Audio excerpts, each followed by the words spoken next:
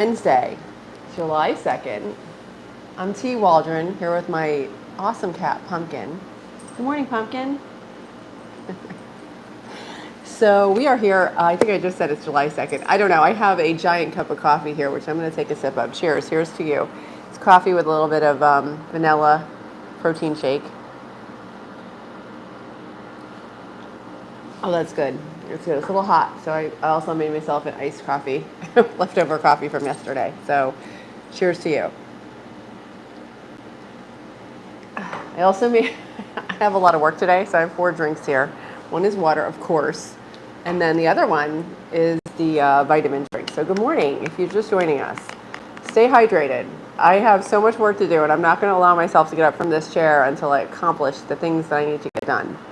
So the first thing is this live, and then I have to edit a video, write another video, shoot another video, and if I get ambitious after lunch, I'll write and shoot another one. But that's high in the sky ideas. How about you? What do you have on the dockets for today? Oh, that's sour. It's good though.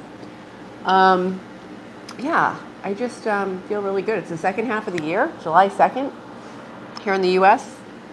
July 4th is in a couple of days. Good morning. We're going to take a few deep breaths and just get present. Spend a little bit of time for just you. So inhale through your nose. Good morning. And exhale. If you can hold your arms, you can hug yourself a little. This is shown to release some hormones in your body that just make you feel good. And why not? I mean, I probably wouldn't do this maybe necessarily in public, but who cares, you know? And feeling better, taking care of yourself, that's so important. So thank you for being here. Inhale. And exhale. And inhale. With this inhale, I want you to imagine that there's healing energy going to every cell of your body, healing you.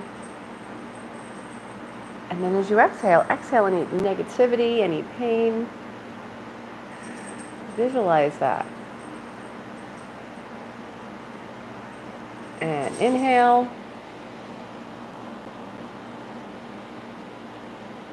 And exhale. Let's do another set. Inhale. Good morning. If you're just joining us, we're doing a few more deep breaths just to get present. And exhale. Fantastic. Fantastic. Thank you for staying. Yeah, you can do that anytime you want. If you feel yourself getting stressed out or activated for the day.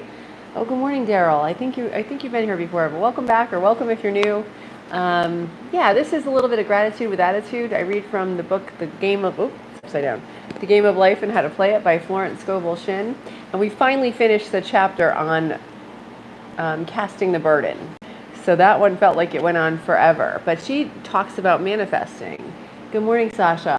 Hi, hi, TV. Knox. Oh, yeah, this is Pumpkin. She is 16 and a half years old, and she is a British short-haired cat, and I adopted her about 3 years ago. So, yeah, Pumpkin, they want to say hi to you. Yeah, they think you're fabulous, but you know you are. So, yeah, so welcome. Yeah, thank you. Pumpkin, they said you're very cute. She knows she's a cat.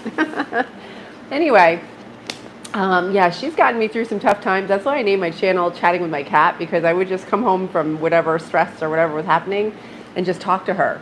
And I thought, you know what? She's a good vibe. Like every time it's time for the live in the morning, she just hops on the chair and she knows she's here for you guys. So I hope you're having a great day. And thank you for being here, because, you know, we're so busy and there's so many more, you know, exciting things to look at online. So the fact that you're staying here and slowing down a little bit and taking some time for you means a lot to yourself, you know, like for your internal, you know, soul, for yourself. It's just a healthy thing to do. And I never did that. Like I was always like, you know, I got to keep going and I got to keep getting stuff done. Thanks for the hearts.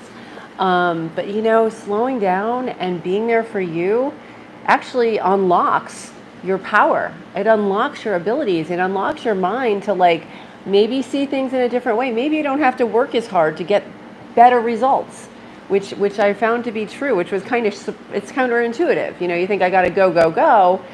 And thanks for all the hearts. I appreciate that.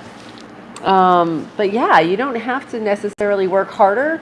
You can work more mindfully and more present and be more conscious, So thank you. Thanks for being here. Yeah, so we're on to the next chapter, which is very exciting.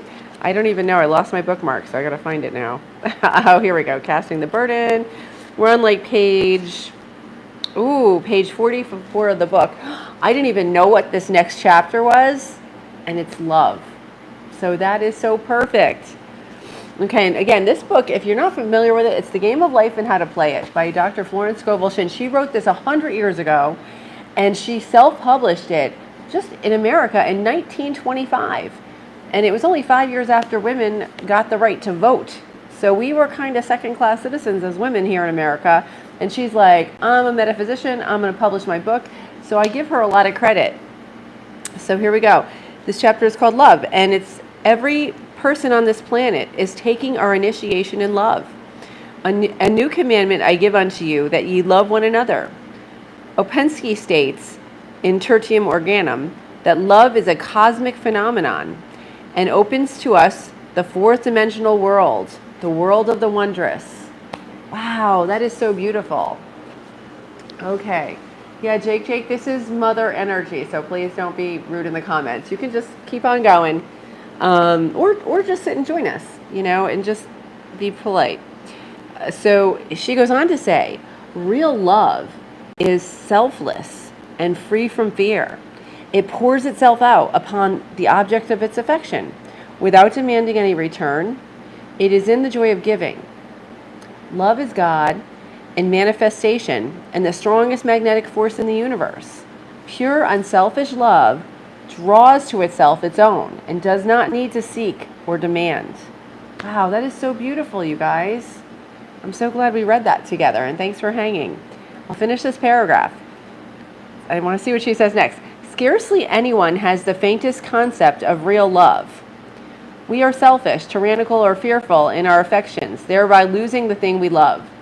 Jealousy is the worst enemy of love, for the imagination runs riot, seeking the loved one attracted to another, and invariably fears objectify if they are not neutralized. So love is so beautiful. Good morning, Katie.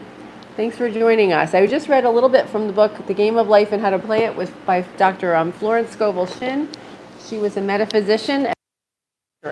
So she just talked about love. I'm going to read that paragraph again tomorrow. Okay. All right. Okay, I got to block both of you guys. Oh boy, I thought you guys could behave. Okay. Let's see. All right, there we go. All right. Anyway. Thanks, Evan. Oh, hi, VM. Welcome back. Hi, Evan. Yeah, so anyway, that chapter was about love. So it was really, really powerful, that first paragraph from the chapter. I'll read more of that tomorrow. But I hope you're having a great day. How's everybody doing today? I have a ton of work to do today.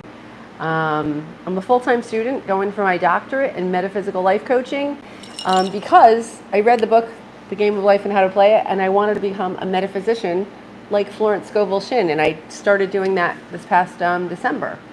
And I quit my job after, and oh, thank you for Ask Pumpkin. They want to know how you're doing. How are you today? Are you doing good? She's good, BJ. Or BM, I'm sorry. Anywho, she's having a very good day today.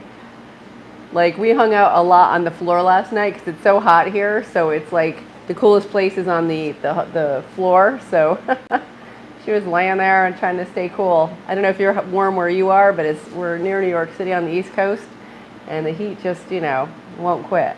So we're trying to stay cool in this weather. How about you? Is everybody staying cool today? I'm going to have another little sip of drink here. Cheers. Oh my God, thank you for noticing her collar. Yeah, she came with a little bell, and then I actually found her collar at the Dollar Tree. So it was a buck. I was like, oh, that was so cool. Yeah, thank you. Thanks for tuning in. I appreciate you coming back. But yeah, Pumpkin, they like your collar because you're so pretty. Yes, you are. You know it. Yeah, so what do you have going on today? Do you have a lot of work to do? I have so much editing to do on some of my new videos and shooting and writing scripts. So it's a lot, but I love it. So it's not work, it's fun. You know, it's like when they said that, like if you like what you're doing, you'll never work a day in your life. I mean, I don't know if I agree with that, but it's definitely much more pleasant. Oh, nothing much. Well, yeah, maybe take a walk today or get some fresh air because that's something we don't do enough. Like we always are with our screens and inside. I just got back from the gym and I do a mile every day, but it was raining and I was really thinking, you know what? Maybe I'm not going to go today because it's raining. I said, no, I'm going because if I don't go now, I won't do it later. Did you ever hear of Mel Robbins? She does that countdown. She does 5, 4, 3, 2, 1, and then she does whatever she's got to do. And what that does, and I love this idea, it changes your brain chemistry. So instead of, you know, like giving yourself excuses on why you can't do it, it just almost, it's like a countdown and you pretend you're sort of like a rocket blasting off to do whatever that activity is, whether it's, you know, getting up out of bed or starting a program or doing something. That 5, 4, 3, 2, 1 is such a great tool. You can Google it. It's pretty interesting and very effective. Because we do have two sides of the brain. I don't know if you guys are into that, but I'm really into that lately because Joe Dispenza, who, by the way, if you tuned in last week, we were talking about seeing his movie. It was free this weekend. And I did watch it. I kind of didn't really take notes. I watched it once and I meant to watch it again and I just ran out of time. But it was amazing because he does retreats, okay? And he has people that come and he just does these intense meditations. And some people are really sick and they come to his meditations and sometimes they'll do individual ones and sometimes they'll have like a person lie on the ground and like 5 or 6 or 8 people meditate over them, right? And send them energy. And their body chemistry has actually changed and they're measuring it, which is really kind of wild. I love the way, you know, science is interacting with spirituality because they're measuring the transformations.